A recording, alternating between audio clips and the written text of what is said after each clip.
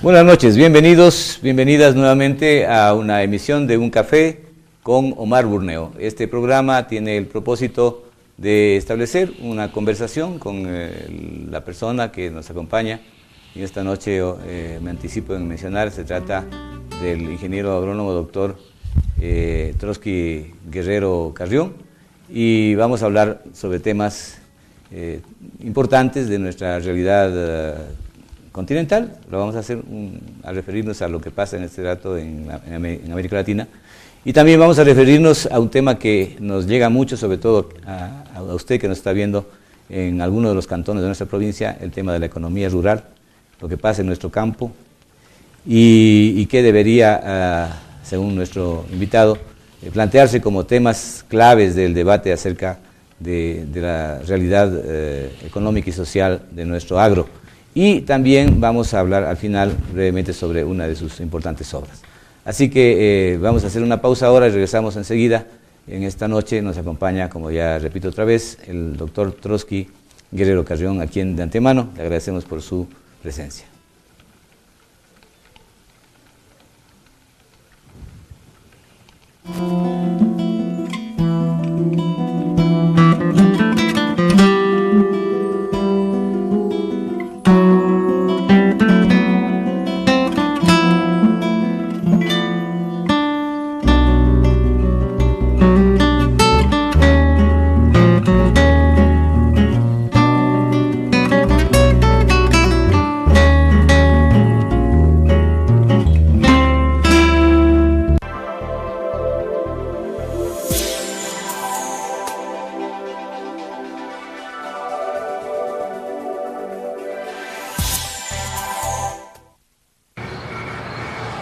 Manuel, ¿cómo está? Bien.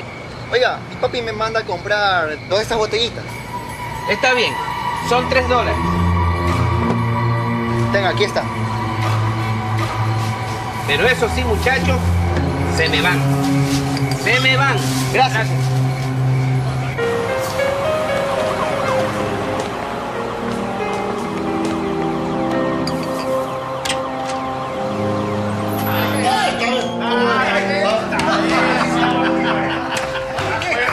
Toma, papá. Gracias, mijo. El consumo de alcohol en menores de edad es un mal que puede tocar a tu familia. Reacciona Ecuador.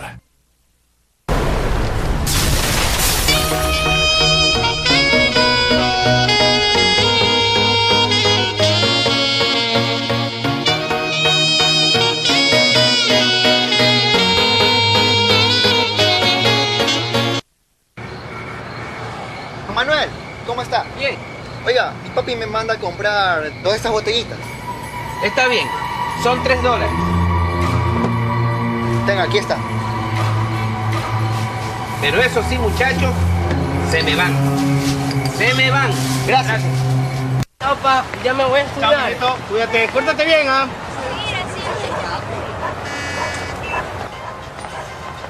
Denme una de esas botellitas para llevar. No sé si deba venderles alcohol. Ustedes no son mayores de edad. No, Manuel, no sean malos, pero no fuiste al colegio. Vamos a estar todos los chicos, porfa. Bueno. Son $2.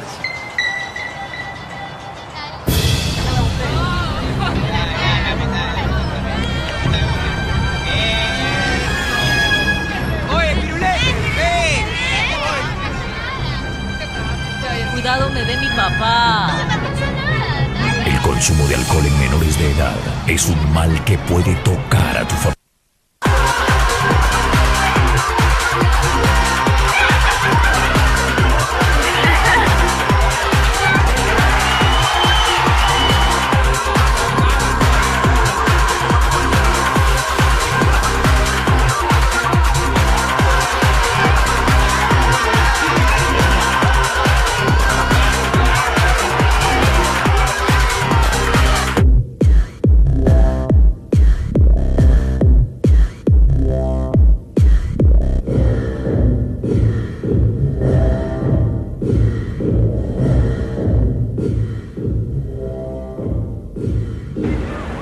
El consumo excesivo de alcohol puede quitarte el control de tu vida. Te llevo, mi amor, sube. ¿Sabes dónde queda Yo mi te llevo casa? donde quiera, mi amor, sube.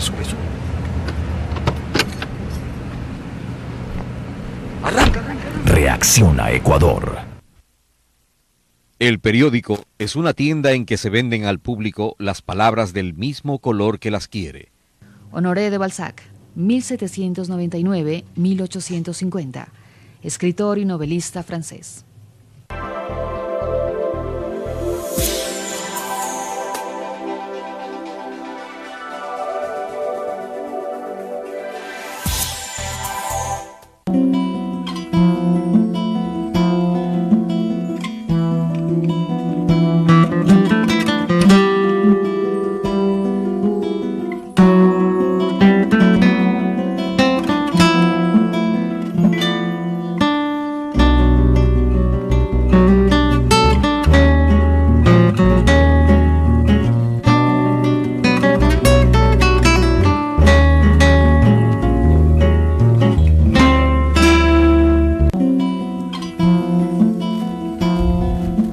Bien, ya estamos en un café con Omar Burneo.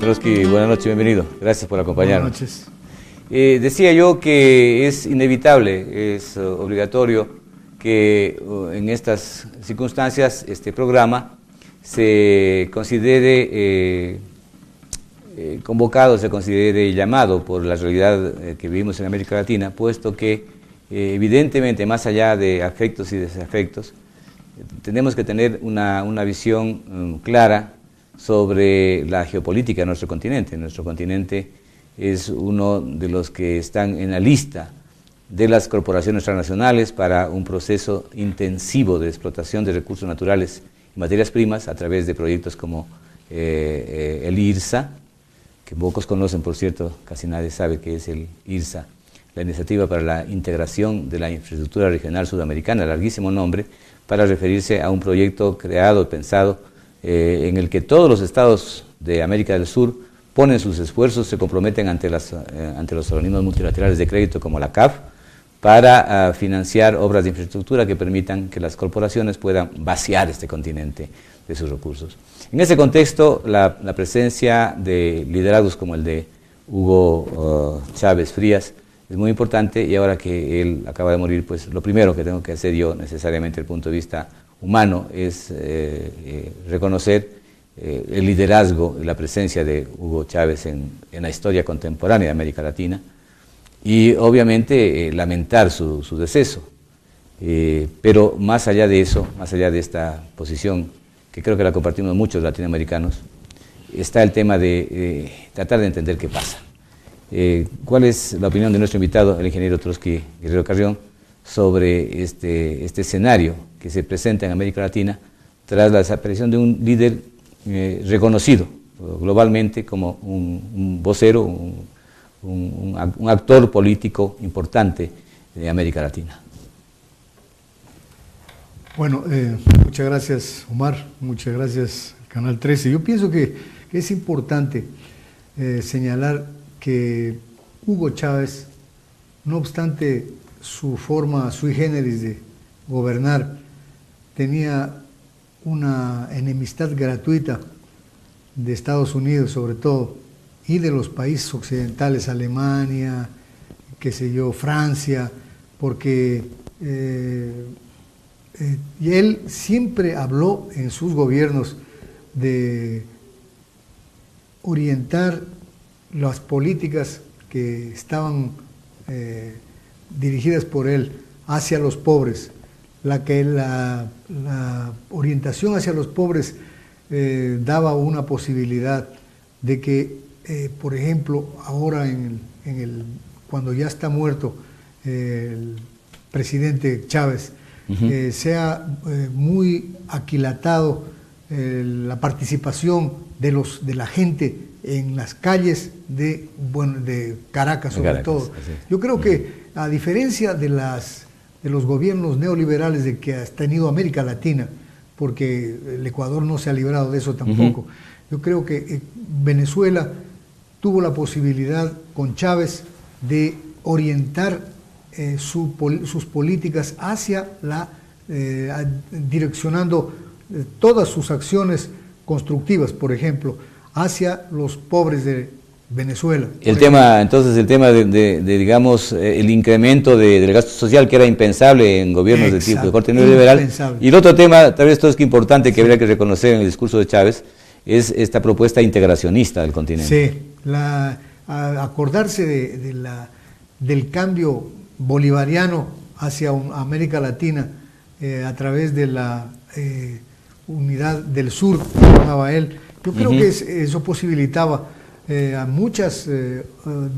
muchas oportunidades a los países como Ecuador, por ejemplo, actualmente dirigido por Correa, que no obstante sus posiciones liberales, yo creo que ha sido uno de los mejores presidentes del Ecuador de estos últimos tiempos por lo hecho, por lo realizado. Yo creo que el cambio se parece mucho al gobierno de Hugo Chávez, el de Correa también, el de Bolivia. Creo que todos ellos, sumado a los favores económicos que ha dado a Cuba, que ha dado a Bolivia, que ha dado a Nicaragua, una ayuda económica no reembolsable, ese es positivo. Yo creo que yo creo que Estados Unidos está un poco, digamos, ligado a una posición autoritaria de él, pero se olvida que la gran posibilidad que tiene el gobierno de Hugo Chávez que tuvo para dirigir América Latina es de que tuvo un gran precio el petróleo venezolano. El petróleo venezolano que fue dirigido, la plata que hubo fue dirigida a carreteras, hacia construir viviendas para los pobres y así sucesivamente, cualquier actividad que es diferente al neoliberalismo que generalmente ha hecho todas las posibilidades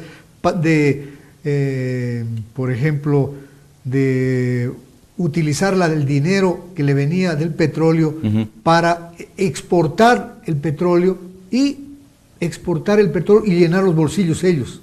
Solamente ellos no se acordaban absolutamente del pueblo, y los que están con la oposición hoy en día justamente son los que se alimentaron y vivieron fuertemente ligados al neoliberalismo propiciado por los diferentes gobiernos que tuvo Venezuela. Este tema de lo que significó en términos de reivindicar este planteamiento bolivariano, ¿no es cierto?, del tema de la gran república, la gran patria, la patria grande de Sudamérica, de alguna manera podría haberse dibujado ya bajo o con el liderazgo de Chávez. El asunto estaría de un poco como dice Gudinas, uno de los analistas más claros de la realidad sudamericana. Dice, bueno, en realidad los gobiernos populistas de izquierda, como se califica a esto, como al gobierno de Chávez, estos gobiernos han hecho énfasis, y es evidente que así lo han materializado, en la necesidad de impulsar un mayor gasto social. Es cierto, evidentemente. Si uno, por ejemplo, llega a Caracas y recorre ese trayecto que hay entre Maiquetía, que es el aeropuerto, que está un poco lejos de Caracas, y pasa por un océano de viviendas amontonadas en los cerritos que están ahí en la cercanía de Caracas, pueden encontrarse con el fruto, digamos, de esta política de Estado que se establece en Venezuela respecto del gasto de los 110.000 millones de dólares aproximadamente que ingresan cada año como resultado de la venta del petróleo venezolano.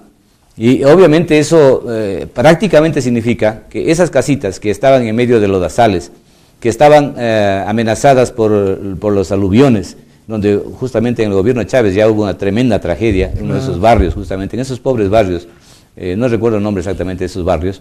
Entonces, de esa situación absolutamente carencial, completamente carencial, sin agua potable, sin alcantarillado, sin luz eléctrica, sin telefonía, lo primero que hizo el gobierno de Chávez, y eso me consta como periodista, tuve la oportunidad de estar ahí, lo primero que hizo fue precisamente dar la vuelta a la tortilla y empezar justamente a colocar esos servicios básicos a esa población habitante de Caracas, de la periferia de Caracas. Y eso obviamente se lo vio, tuve la oportunidad de verlo cuando se convocó a una enorme movilización a raíz del cierre de RCN, me parece que era el canal privado, que había este enorme canal en Caracas. Cuando se cerró ese canal, entonces hubo una tremenda movilización de la oposición y el PSV, que ya estaba en proceso de formación del Partido Socialista Unificado de Venezuela, pues convocó una marcha de contradicción a esa movilización, que fue grande, pero obviamente ver desfilar por Caracas durante 8 horas consecutivas a esa gente que hoy hemos visto a través de los medios internacionales, hemos visto también asistiendo al sepelio de Hugo Chávez, esa misma gente, esa gente de esos barrios, de esos que nunca habían conocido antes la existencia de estos servicios y que los recibieron con la plata del Estado. Claro. ¿Cierto? Eso es un cambio importante. Ahora, claro, desde el punto de vista de la diferenciación entre Chávez, por ejemplo, y el gobierno de Ecuador y el gobierno de Bolivia, sería importante decir esto, por ejemplo. Hugo Chávez, entre otras cosas, nacionalizó la más grande industria de acero, ¿no es cierto? Y no solo eso, sino que también nacionalizó las telecomunicaciones. Sí. ¿Sí? Entonces, en Venezuela,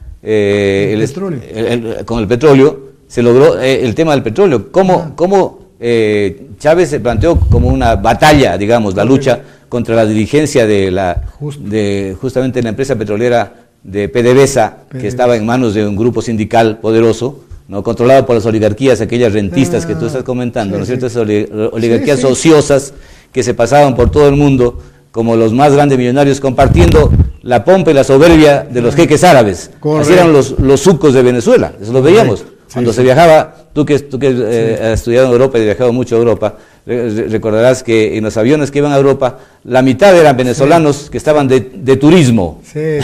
Entonces todo eso obviamente se dio la vuelta a la tortilla y entonces PDVSA se convirtió en una empresa del Estado. Entonces yo creo que es muy importante ver qué pasa en Venezuela, qué ha pasado en Venezuela y qué ha pasado y qué pasa en el Ecuador y qué pasa en Bolivia. Claro. Si aquí también estamos nacionalizando estos sectores estratégicos o no. Si en Bolivia está pasando eso o no, ¿no es cierto? Eso Yo creo que es importante, por ejemplo, considerar que Hugo Chávez fue el presidente más preocupado por Venezuela de todos los tiempos. Un verdadero bolivariano, digamos. Exactamente. Sí, una figura así y con esa visión poética, latinoamericanista muy notable. Yo creo que quienes nos enteramos a través de la prensa de una serie de situaciones de América Latina, yo creo que la existencia del gobierno de Chávez, por ejemplo, los que vemos siempre la Ecuasur, por ejemplo, que es muy Telesur, sí. Eso implica que la información realmente va hacia toda América Latina y gratuitamente, porque realmente la posibilidad que ha dado América Latina es muy loable desde el punto de vista de su boato, de su superioridad en sus entradas del petróleo, que en América Latina son muy cotizables, ¿no? Porque 80... creo que es ahora promedio $80 por barril del petróleo. Yo creo que eso significa más de 110 millones de dólares anuales. 110 mil millones, más o menos. 110 mil millones. Eso era lo que le escuchaba a Maduro hace un par de días. Yo creo que eso es superior, con el precio que fluctúa entre 80 y 150, eso es una salvajada realmente para nosotros, los que tenemos producciones, qué sé yo, de 800.000, 300.000 barriles, 600.000, 450.000. Yo creo que eso es importante. Ahora bien, la posición de Chávez en América Latina ha hecho posible que el gobierno bolivariano se bifurque hacia Honduras, por ejemplo, hacia Nicaragua, hacia Ecuador, hacia Bolivia, y eso es positivo desde el punto de vista de la geopolítica latinoamericana. Ahora bien, lo que nosotros estamos preocupados es que, por ejemplo, siempre en la geopolítica hay necesidad de considerar, por ejemplo, la orientación de los gobiernos. Por ejemplo, Correa, que es uno de los adláteres del gobierno de Chávez. Sí, un presidente, claro, identificado claramente. Identificado, inclusive, y bien identificado, y creo que es positivo, porque él fue uno de los beneficiarios de los $5 millones que fueron dados para adquirir para hacer la televisión ecuatoriana, ¿no? Entonces, y la radio ecuatoriana, y yo creo que eso es positivo, porque esos eran dineros no reembolsables. Así es. Y decir, regalar la plata, yo creo que eso para la oligarquía era un crimen, sigue siendo un crimen a tal punto que los amigos o los enemigos gratuitos, por ejemplo, a más de los gringos, eran la oligarquía entronada en Venezuela, y esto le daba más brillo al gobierno brillo político al gobierno de Correa, de Chávez. Entonces esta situación hacía posible que, a diferencia de lo que hacían los gobiernos anteriores se preocupaban por sus bolsillos, nada más, quienes gobernaban los países de ese entonces, el neoliberalismo. Por lo tanto, las empresas públicas, por ejemplo, eran mal atendidas. Las empresas públicas siempre fueron, digamos, el patito feo de la marcha del neoliberalismo, porque siempre lo oía decir. Estaban privatizadas por las burocracias. Las privatizó. ¿Cuál es la privatización de los teléfonos, por ejemplo, en Bolivia? La privatización en el Perú, la privatización en el Ecuador, que hubo de ciertas ramas importantes. Por ejemplo, digamos, ellos privatizando los teléfonos del Perú, de Bolivia. Y esa privatización significó un despido intempestivo de muchos trabajadores, claro, que no tuvieron nada que hacer.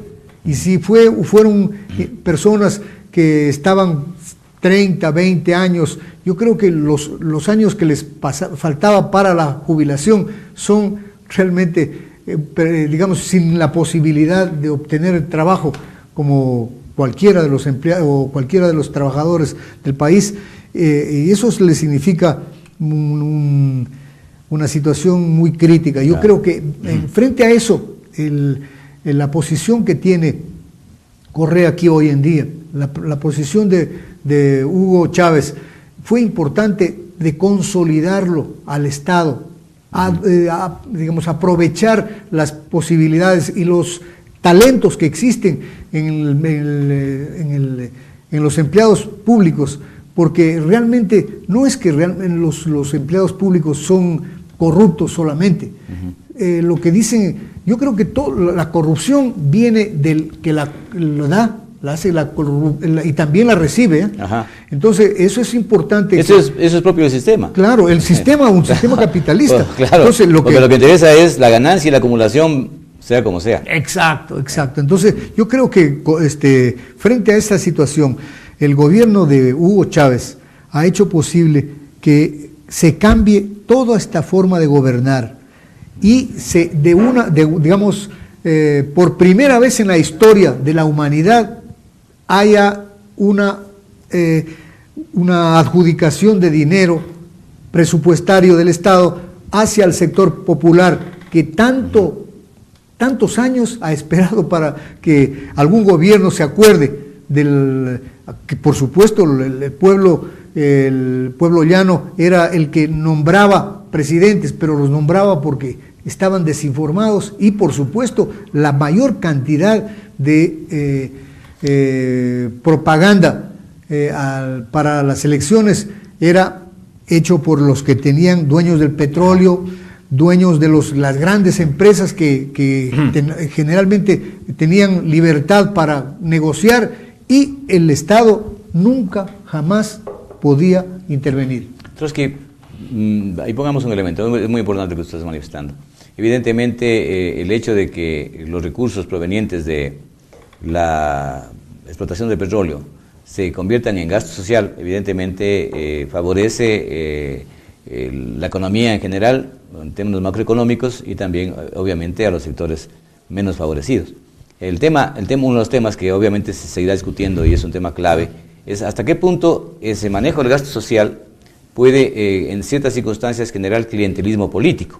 La clientelización de unas personas que están recibiendo esos beneficios, esos dineros, pero sin que exista un proceso paralelo de organización social independiente y autónoma, que necesariamente es un proceso que construye democracias. Estamos hablando de temas complejos, Trotsky, pero en realidad lo que tú dices, evidentemente, es uno de los legados de Chávez. Chávez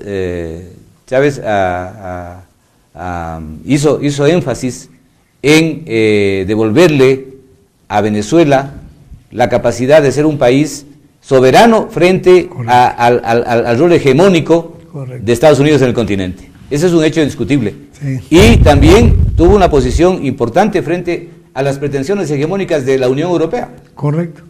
Y en general al capitalismo mundial. Claro. Hay ahí cosas sueltas que tendrán que discutirse, el tema de China, por ejemplo, y qué representa China en el contexto del capitalismo contemporáneo. Son temas complejos. Pero yo quisiera decir, me parece que coincidimos con Trotsky en esto, que evidentemente la figura de Hugo Chávez ha sido una figura marcante, ha sido una figura que se ha identificado en Sudamérica, en Iberoamérica y en el mundo entero como una figura bolivariana, correcto, soberanista e integracionista, una cosa muy importante.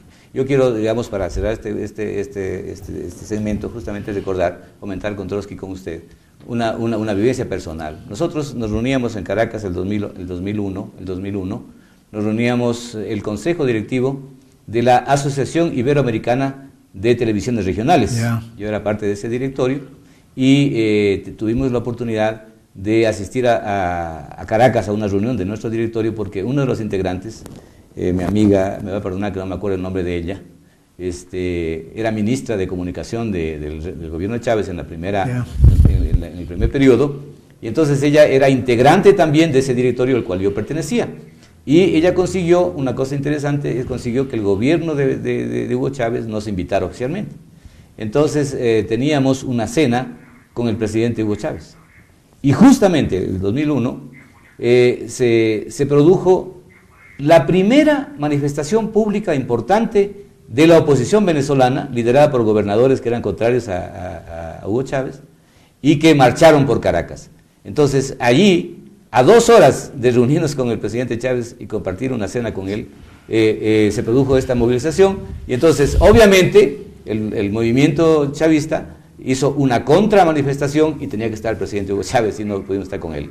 Entonces esa experiencia se une con otra, que era justamente que a la noche siguiente nos invitaba en cambio a una cena el presidente de Globovisión, que se ha hecho conocer mundialmente por el canal opositor del gobierno de Chávez, ha tenido fuertes controversias con Globovisión es. Sí, Globovisión. Entonces, el presidente de Globovisión era dueño también de unos periódicos, de revistas, obviamente uno de estos poderosos magnates de los medios, ¿no? Entonces, él tuvo, digamos así, la sinceridad, pero también la desvergüenza de decirnos a los convidados que estábamos en ese banquete, que éramos representantes de una cosa de unos 8 canales iberoamericanos de España, de México, etcétera, etcétera, y de Ecuador que nos dijo esto: nosotros empezamos a hacerle oposición a Chávez desde antes de que se posesione. Ese es un tema importante. Cómo es que la oligarquía tradicional, obviamente de manera cerrada, se puso en contra de esta propuesta, que era una propuesta, obviamente es populista, pero que ha tenido sus características y ha tenido ya su impacto, digamos así, en la geopolítica. Chávez muere, pero su presencia no va a desaparecer de la historia, es una presencia histórica, es el primer líder iberoamericano con esa dimensión, y obviamente también es una puerta que se abre a la posibilidad antes imposible, por decir una frase contradictoria, de una América Latina capaz de enfrentar al gendarme del planeta, a Estados Unidos. Correcto. Bueno, vamos a una pausa y regresamos.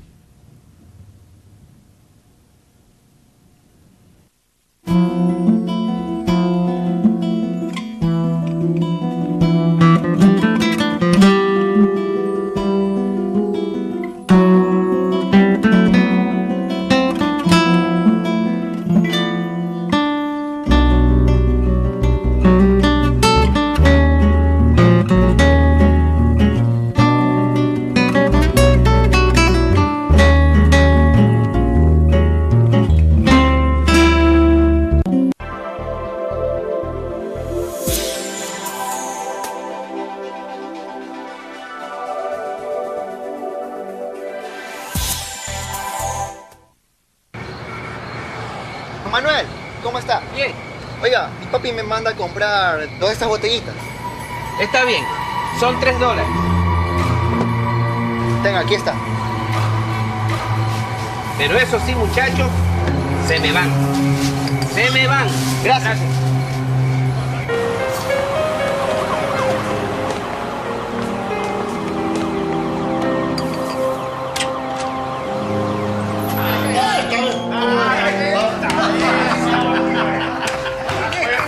Toma, papá. Gracias, mijo. El consumo de alcohol en menores de edad es un mal que puede tocar a tu familia. Reacciona Ecuador.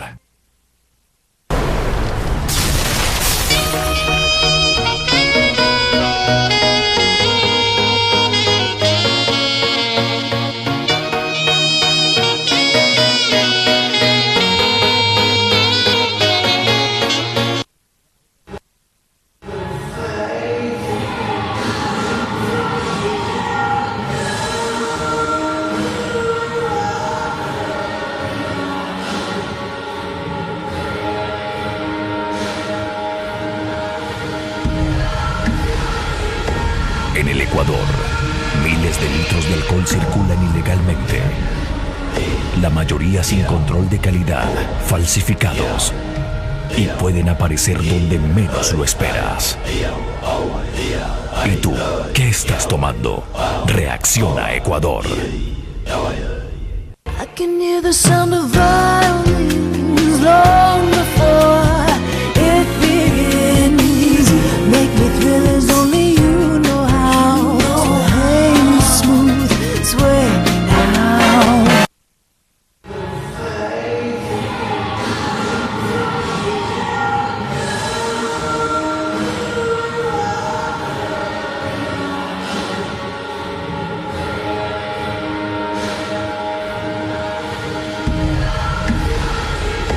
En el Ecuador, miles de litros de alcohol circulan ilegalmente.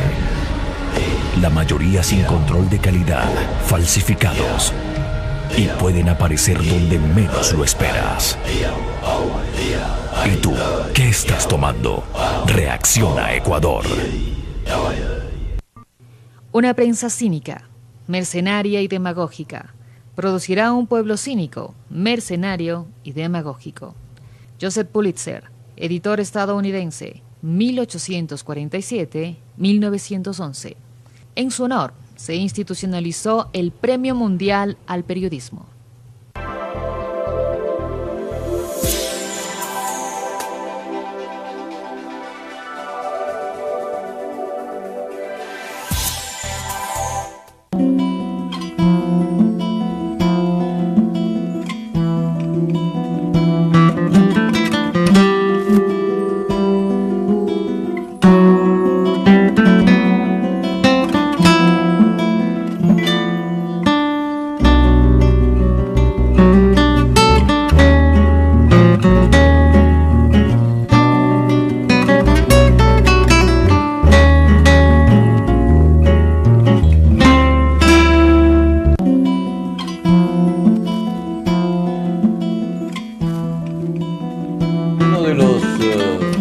problemas que tiene nuestro continente es indudablemente el escaso desarrollo del sector rural frente a un crecimiento enorme del sector urbano y a un proceso de urbanización que obviamente es un fenómeno mundial, global, pero que en América Latina tiene algunas connotaciones muy particulares.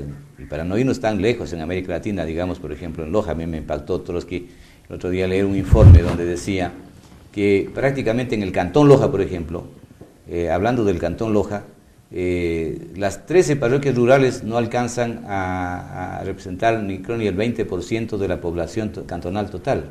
Sí. El resto estamos viviendo aquí en la ciudad de Loja.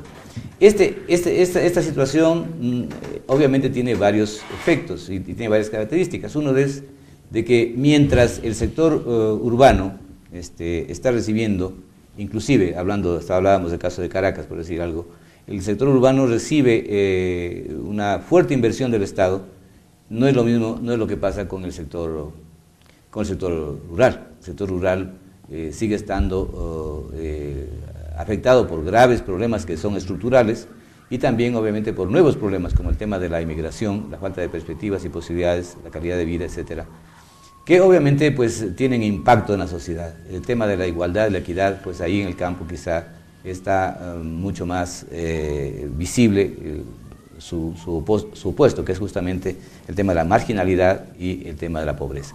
Trotsky, tú eres un especialista, Trotsky Guerrero es uno de los especialistas, de los estudiosos que sistemáticamente han venido observando desde hace décadas ya lo que pasa con nuestro sector rural. Aparte de ser economista, Trotsky Guerrero es ingeniero agrónomo, entonces él conoce mucho sobre este tema. Yo quisiera decirte, Trotsky, quizá mi posición está un poco pesimista, o efectivamente hay que reconocer este tipo de conflictos subsistentes en el sector rural. Bueno, yo creo que el tema de que ahora lo he oído yo frecuentemente al presidente Correa, está ligado con la producción, con la acumulación, que yo digo. Siempre es importante no seguir elucubrando sobre la estructura agraria, sino decir que en Loja hace falta una modernización de la agricultura. Y entonces decir qué hacer, claro. ¿Y qué se va a hacer? Sí, yo creo que es importante. Por ejemplo, yo creo que lo que tú dices estoy de acuerdo, plenamente de acuerdo, pero lo que falta es, por ejemplo, que la estructura agraria lojana se articule ya hacia un proceso de acumulación económica que es la única forma de crear riqueza en el agro. Y por supuesto, perder de vista la situación que hemos tenido siempre de ser pobres, de ser aislados del resto del país. Yo creo que lo fundamental en el proceso de acumulación es que existan proyectos, no como el proyecto solamente ¿Zapotillo? El de Zapotillo, que dice que se sirve para 18.000 hectáreas. Eso es mentira. Pero eso es una farsa. Eso es una farsa. Ya sabemos hace años que tiene otro propósito. Correcto. Hemos dicho que generalmente tienen máximo, de acuerdo a una ONG de Israel, 2.500 hectáreas se van a regar y el resto nada. Y es un absurdo enorme, Trotsky, claro, yo te comento algo, sí, claro. Justamente a ese costo versus el uso del suelo, claro. va a hacer que posiblemente cada hectárea signifique una inversión de más de $60.000 de riego. Correcto. ¿Alguien gastaría esa plata para regar una hectárea? Yo creo que la situación del proyecto Zapotillo nos apunta hacia la realización de otros proyectos. Por ejemplo, más importante que el Zapotillo, más importante que eso es el proyecto de riego de Valle de Casanga. El proyecto de riego del Valle de Casanga regaría 3.100 hectáreas. Y esto implica todo el valle, que es muy importante conocerlo, porque la posibilidad que tiene esa zona. Permite, esa es una zona de producir maní, claro, maíz. Sobre todo maní, maíz y otros productos que podrían... Frijol. Inclusive frijol, inclusive otras hortalizas que pueden estar asociadas con el proceso productivo. Entonces, eso desde playas hasta Casanga, sin llegar todavía a la zona de Lucarqui, que es la zona más apetecida, porque ya está llena de haciendas allá, de empresas modernas, etcétera, etcétera. Por ejemplo, la familia Córdoba tiene una hacienda, una hacienda diría así, porque tiene más de 200 hectáreas, una propiedad que puede ser, que es de hecho utilizada con el agua que pasa por allí, por el Lucarqui. Entonces, el proyecto que yo digo que es importante, ¿qué consecuencias tendrá? Primero, va a dar empleo a la población del lugar, que es del Valle de Casanga, de Paltas, de Gonzanamá, que podría venir la gente de Celica y Macará, y eso desde el punto de vista del empleo, desde el punto de vista de la producción. Yo creo que el proceso de acumulación, a diferencia de Zapotillo, que va generalmente todo el producto hacia los ricos de Huaquillas, hacia los ricos de la costa ecuatoriana. Y monocultivos, además. Y por supuesto monocultivos. Inclusive yo ya sé que hay algunos que están siendo aventajados por el gobierno, como la parte del ingenio Monterrey, que tiene allá alguna propiedad y quiere con el Perú hacer una especie de unión del proyecto Zapotillo con riego y el proyecto que no es de riego del Perú. Entonces con eso quiere darle el agua ecuatoriana al empresariado peruano, por supuesto, pero porque el empresario ecuatoriano es dueño de esa tierra del Perú.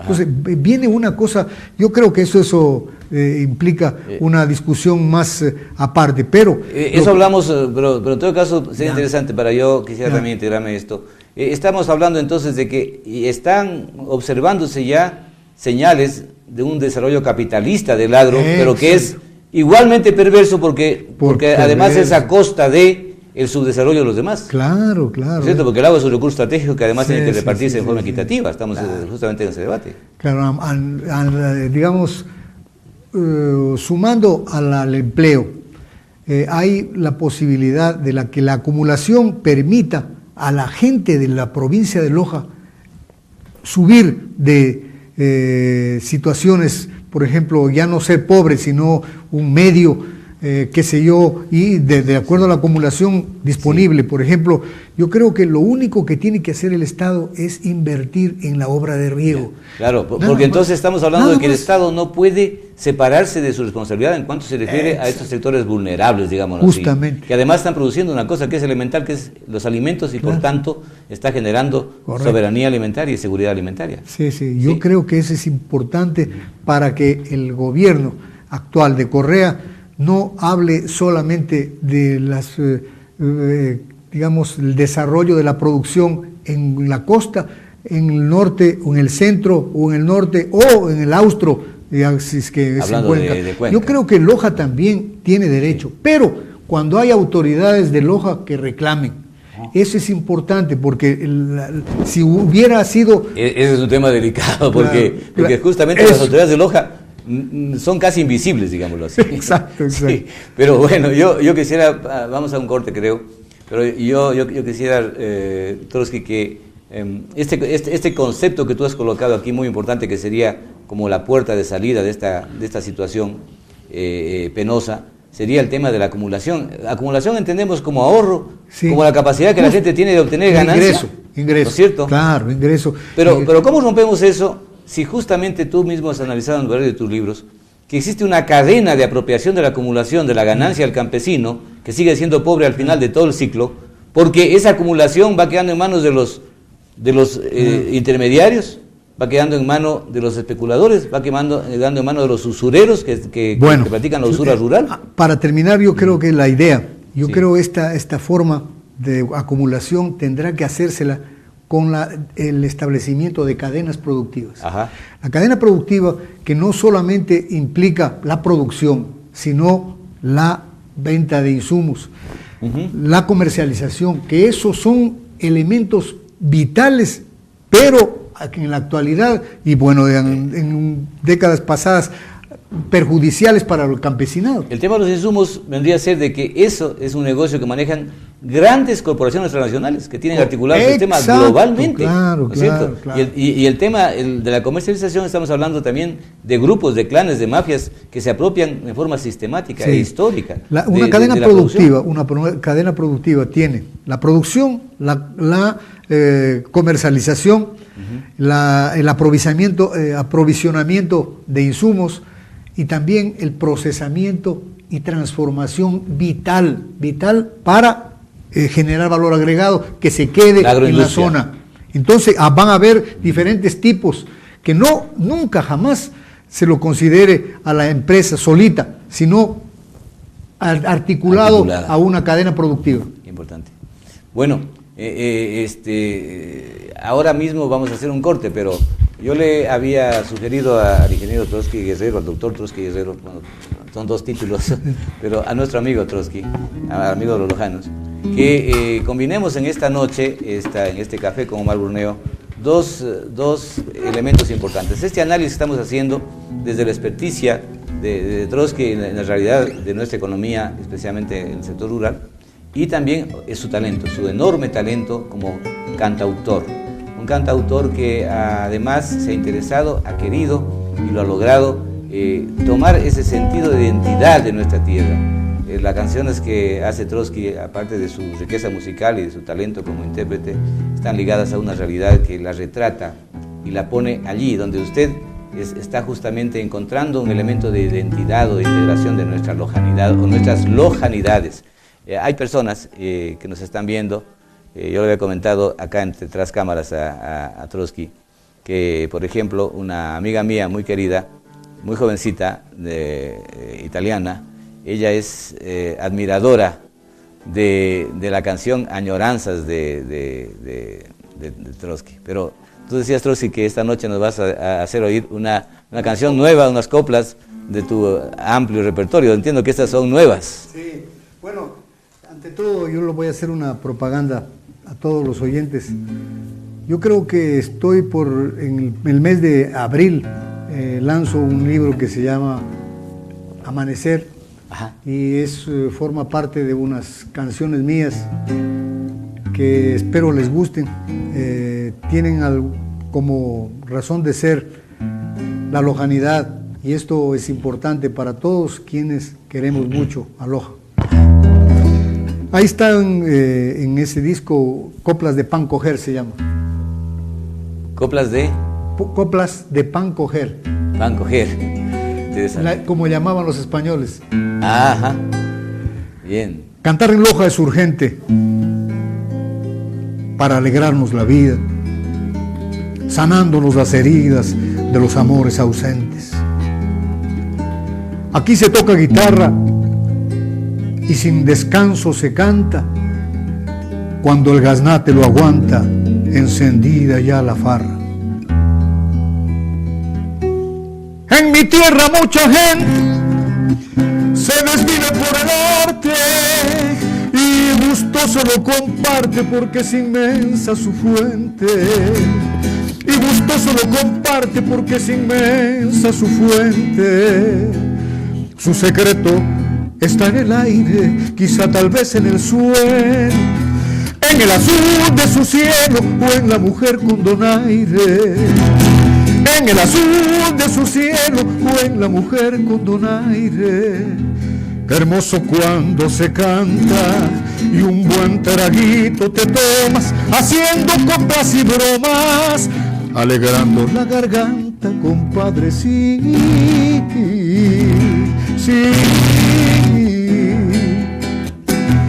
No sé si será la brisa o el amor el que ha llegado, pero la piel se me eriza cuando te siento a mi lado. Pero la piel se me eriza cuando te siento a mi lado. Un hombre que vive lejos de su mujer y sus hijos tiene que ser muy prolijo para no hacerla de pendejo. Tiene que ser muy prolijo para no hacerla de pendejo. Qué hermoso cuando se canta y un buen traguito te toma, haciendo coplas y bromas, alegrando la garganta, compadre, sí, sí. A la suegra de un amigo, un alacrán la ha picado y el animal sin sentido ha caído fulminado. Y el animal sin sentido ha caído fulminado. Para el lojano la vida es siempre una interrogante que nunca da al caminante tiempo para ser respondida. Que nunca da al caminante tiempo para ser respondida. Qué hermoso cuando se canta y un buen traguito te tomas, haciendo coplas y bromas, alegrando la garganta, compadre, sí, sí. Las coplas que aquí entonamos se llaman de pan coger, porque crecen por doquier y solo las cosechamos. Porque crecen por doquier y solo las cosechamos.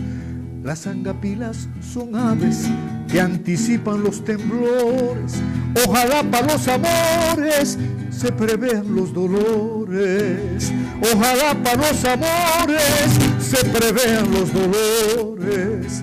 Qué hermoso cuando se canta y un buen traguito te tomas, haciendo coplas y bromas, alegrando la garganta, compadre, sí, sí.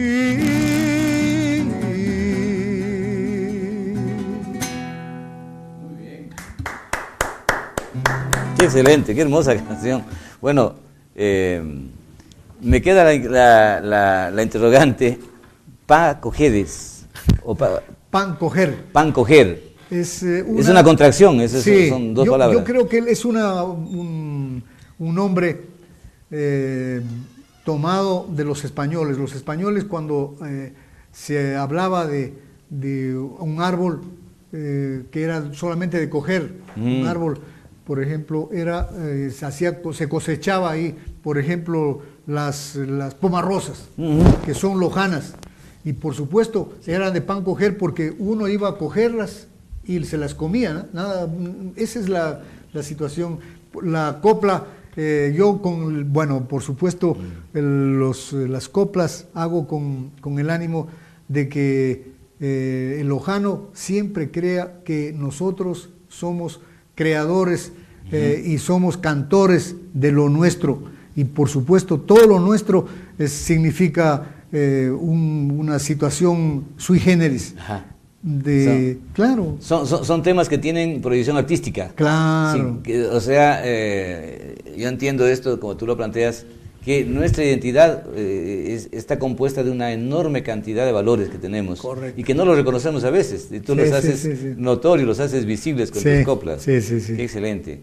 Bueno, vamos a hacer una breve pausa. Yo creo que todavía nos va a quedar un poquito para pedirte otra canción. No sé si vamos a poder hacerlo. De paso que cerramos también este tema tan importante. Lo cerramos hoy, porque yo creo que con este programa se nos abre la puerta para conversar más hacia adelante más bien, para conversar sobre estas cosas tan significativas. En este caso contigo estamos hablando de la realidad del sector rural, de qué hacer, en definitiva, tan importante. Pero también vamos a hablar en una nueva entrevista que la hemos pactado ya, sobre tu nuevo libro, que es Universidad Pública y Cambios. Sí. Un tema vibrante, un tema actualísimo. Sí. ¿Sí? Bueno, vamos a hacer una pausa y regresamos.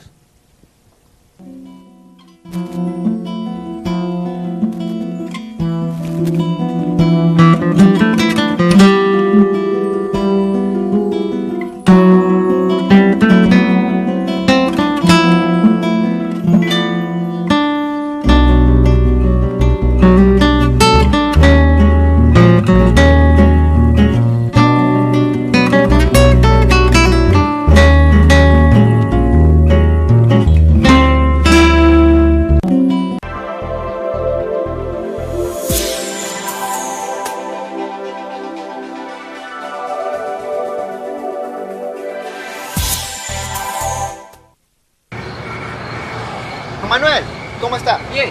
Oiga, mi papi me manda a comprar todas estas botellitas. Está bien. Son $3. Tenga, aquí está.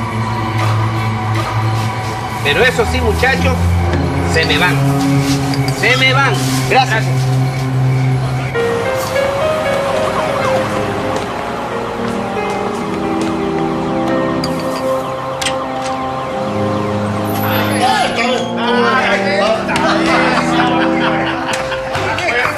Toma, papá. Gracias, mijo. El consumo de alcohol en menores de edad es un mal que puede tocar a tu familia. Reacciona Ecuador.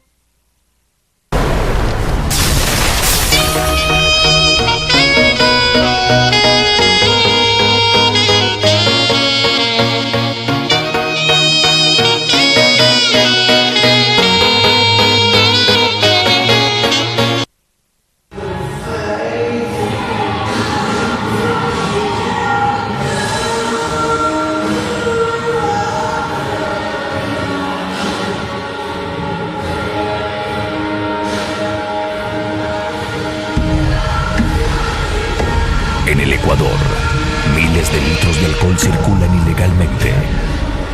La mayoría sin control de calidad, falsificados. Y pueden aparecer donde menos lo esperas. ¿Y tú, qué estás tomando? Reacciona Ecuador. I can hear the sound of violins long before it begins. Make me thrill as only you know how. So hang smooth, sway now.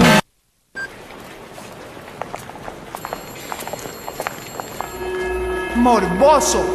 Desubicado.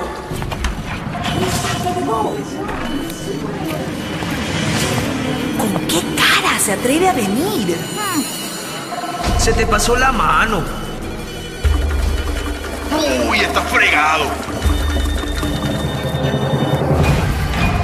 Tremendo problema, además el papelón. Por no saber tomar.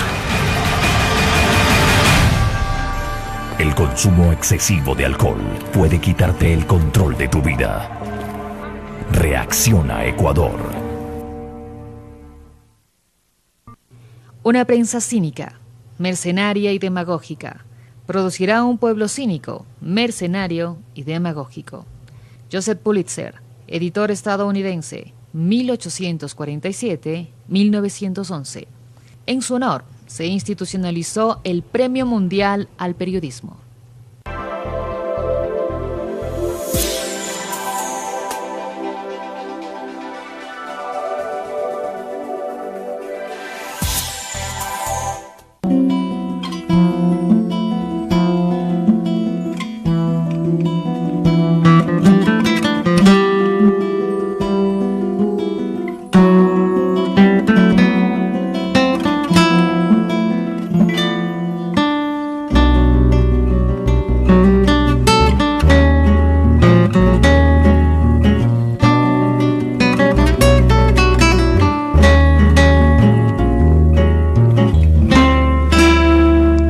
Regresamos ya cerca de concluir nuestro programa. Se nos hace muy corto, a nosotros nos encanta conversar. Los que nos contamos aquí tenemos esa característica lojana, nos gusta conversar. Y obviamente eso hace parte de nuestra tradición de comunicación. Los lojanos somos ante todo y por sobre todo personas que nos gusta comunicarnos.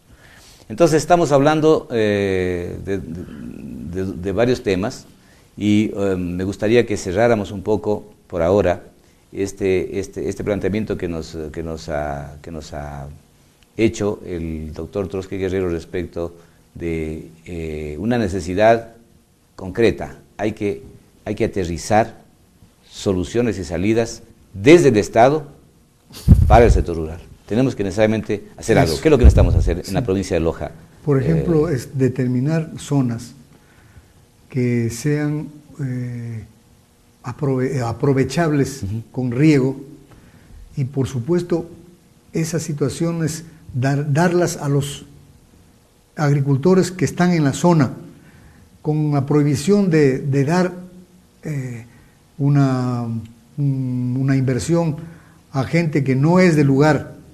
Yo creo que es importante con eso vamos a posibilitar, primero, garantizar la producción agropecuaria. Segundo, establecer la adquisición de insumos en las zonas, puede ser en Paltas primero, en Macará, etcétera, etcétera, donde sea el proyecto como tal. Tercero, establecer procesamiento. ¿Qué significa el procesamiento con la comercialización? Es importante que el procesamiento tenga un nivel sean, digamos, una factible, actividad, bueno, no factible, sino que sea posible que para antes de comercializar el producto sea procesado el producto, sea colocado con envases adecuados y por supuesto, si es que es necesario, podría ser, digamos, adquirir valor agregado al producto a través de la industrialización, claro, que eso es importante. Claro. Con eso, que terminamos con el consumo, terminamos la cadena productiva, que es vital. Yo creo que es un fenómeno muy necesario actualmente en el Ecuador. Trotsky, muchas personas no saben, yo tampoco sabía hasta que tuve la oportunidad de hacer un documental, me acuerdo, creo que a lo mejor tú también nos asesoraste en esa oportunidad, hacíamos un documental sobre el tema de certificación. Exacto. Y entonces ahí conocimos de algunos experimentos, la mayor parte de ellos creo que fracasaron, pero por lo menos había la intención de hacerlos, en el CATER. Sí. Era el tema de cómo logramos que el campesino pueda dejar de ser tan vulnerable a las plagas y enfermedades post cosecha.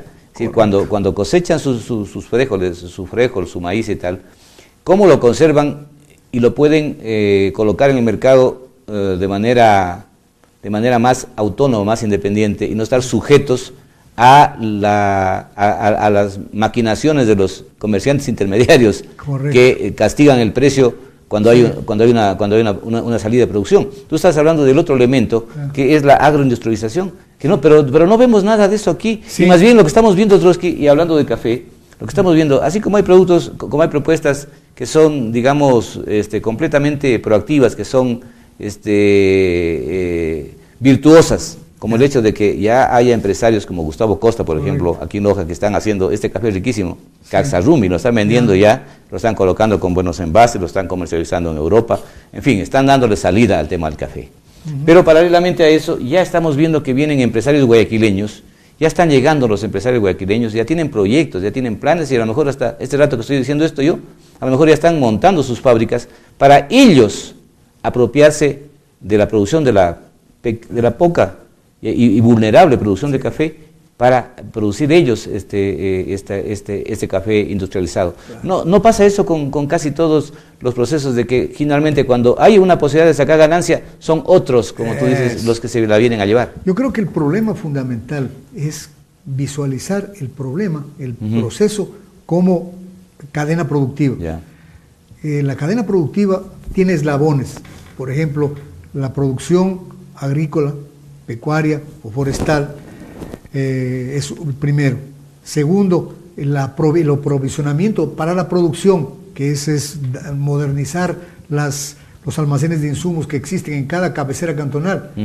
Tercero, puede ser la comercialización del producto, y eso tiene que ser permitir que el productor obtenga la ganancia que necesita, que posibilita el proceso productivo. No decirle, está a $8 el quintal, ¿me aceptas o no? Si no, anda a venderlo en otro lado. Yo creo que esto es justamente lo que queremos impedir, que la comercialización actúe sola. Primero que todo, la comercialización va a ser, primero, de gente de ahí, de gente ligada con el proceso productivo. Lo mismo la industrialización. La industrialización, si bien es cierto que necesitan algunas máquinas procesadoras, pero esto implica que la comercialización o la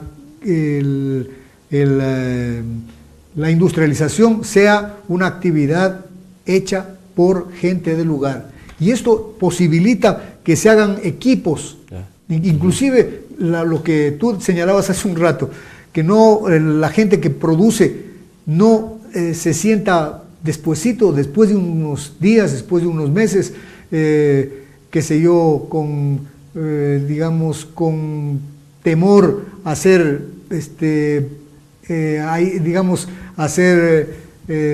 utilizados por el comercializador o el industrializador. No, precisamente todos los eslabones van a conformar la cadena productiva, y la cadena productiva debe tener una dirección que hoy en día en la provincia de Loja es necesariamente,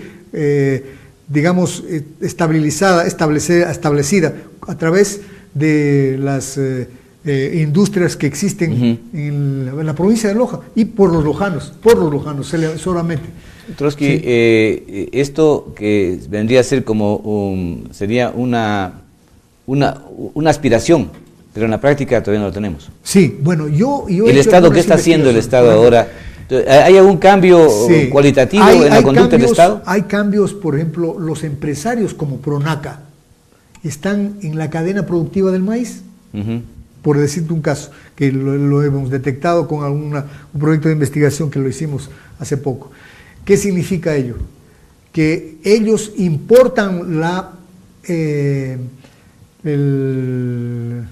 el maíz, sí, la semilla del maíz. La semilla del maíz híbrido. Claro, es híbrido y por supuesto solamente es cultivable y después lo compra. Bueno, esa se llama Brasilia, sí, que tiene un rendimiento de 200 quintales por hectárea. Y al promedio en Loja es de 50 quintales. Sí. Entonces eso es muy útil y por supuesto es muy también es muy convincente de que es mejor semilla que la tradicional, pero lastimosamente nuestras semillas, las semillas de maíz que son patrimonio genético, que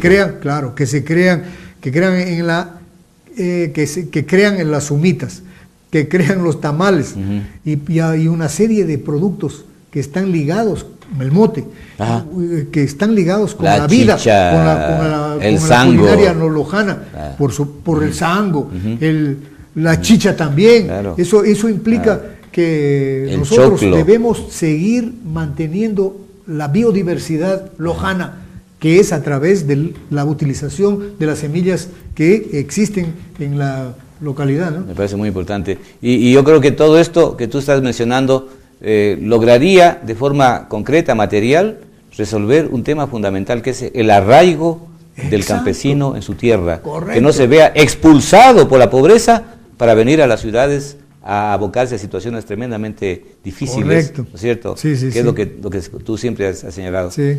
Me parece a mí que hemos tocado nuevamente un tema que debería estar en la discusión de las autoridades, como tú has dicho, de las universidades, de las organizaciones sociales.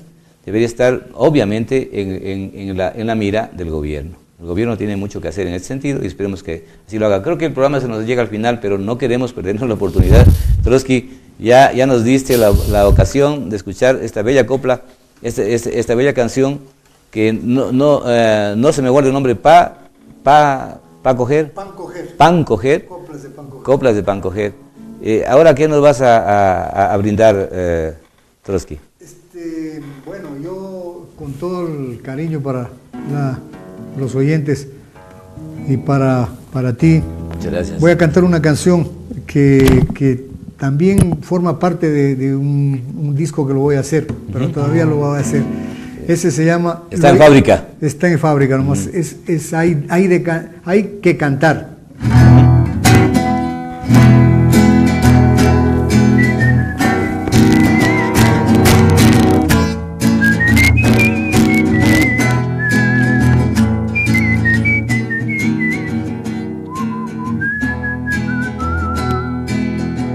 Hablar del canto no es lo mismo que cantar, porque una cosa es decir y otra sentir. Muy diferente es escribir sobre los sueños que soñar, o alimentarse de la angustia de los otros y reír, sin conocer lo que es vivir. Hay que que cantar para vivir, sin detenerse hay que cantar, hay que cantar para vivir, sin detenerse hay que cantar.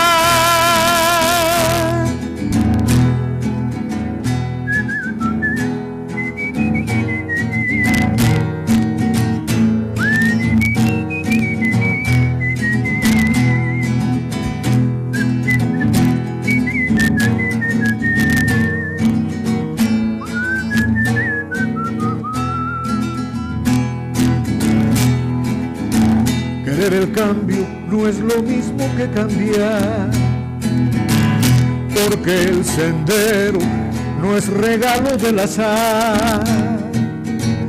Si se pretende tener algo hay que buscar sin desmayar, poniendo a prueba la entereza y voluntad para llegar.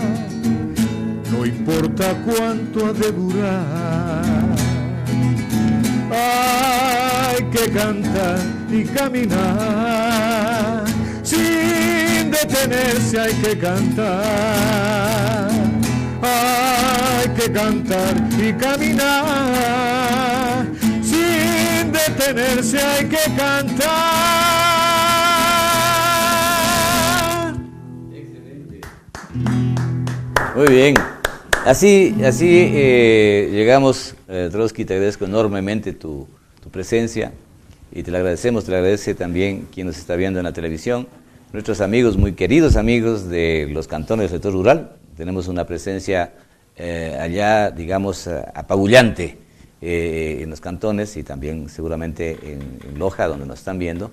Te están agradeciendo por estas valiosas opiniones tuyas vertidas esta noche, así como por esta presentación musical, que yo espero que, como siempre, tú eres una persona prolija y cumplida en tus proyectos. Este disco, pues ya muy pronto lo tengamos en las casas de los lojanos, porque obviamente para muchos lojanos, para la mayoría de todos, diría para todos los lojanos, la música de Trotsky Guerrero Carrión es parte de nuestro patrimonio. Gracias por tu presencia. Y a usted, gracias por acompañarnos, como siempre, en este programa, Un Café con Omar Burneo, por Canal 13 Plus, el canal de la región sur del país, para el mundo.